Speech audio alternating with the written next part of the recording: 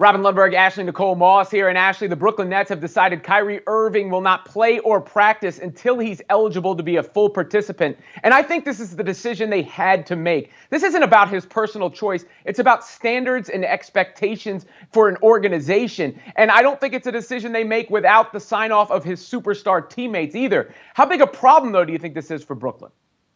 It's a huge problem. I mean, from multiple angles, right? From a chemistry standpoint, Kyrie Irving not being able to practice is going to go ahead and mess with the chemistry of the team if there is a point in time that he does come back into the rotation.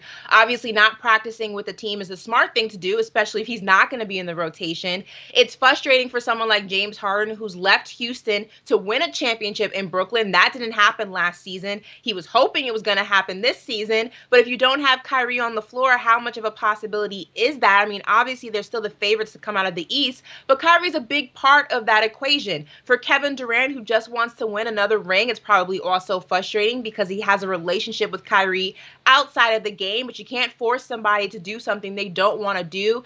And look, Kyrie has this very tribal mindset in the sense that, you know, we should do things that are for the betterment of the community, and that's a beautiful ideology to have, except in this situation, he's kind of being hypocritical because he's doing the exact opposite of that. And I understand that vaccinations are a personal choice, but when that personal choice affects the betterment of a team, which as an athlete, a professional athlete, you're supposed to go ahead and do things, make decisions that are for the betterment of the team.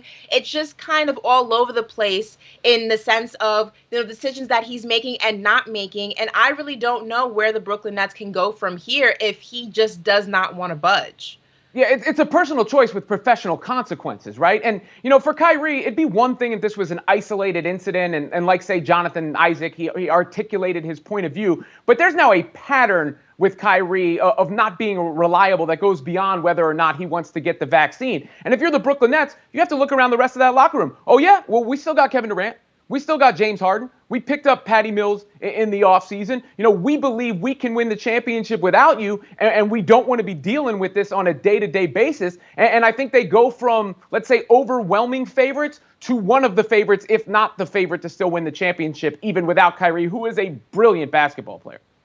Absolutely brilliant. I mean, the best handles, I think, in NBA history, and that's coming from a diehard Allen Iverson fan. But it does go ahead and speak to this pattern of him being a bad teammate. And look, I'm a huge Kyrie Irving fan, and I've defended him on this issue plenty of times. But you kind of look at what happened in Cleveland, you look at what happened in Boston, and now we're here in Brooklyn. And although the situations are different, the foundation, the principle seems to be the same. And that is he's very Kyrie first. And that's fine if you're playing a sport like tennis, but when you're on a basketball team that's about an entire group of men, you can't really make those types of decisions. And I think also it kind of makes you wonder exactly how much LeBron shielded him during that Cleveland era and exactly what was going on in that locker room at that time, because now we're seeing when Kyrie's out and doesn't have that protection, there's just things coming out of the woodwork. And hopefully, ultimately, I think, you know, if anyone can talk some sense into him, it's Kevin Durant. Like I said, they do have a friendship outside of the game, and hopefully he can talk some sense into him and we can see Kyrie back in the rotation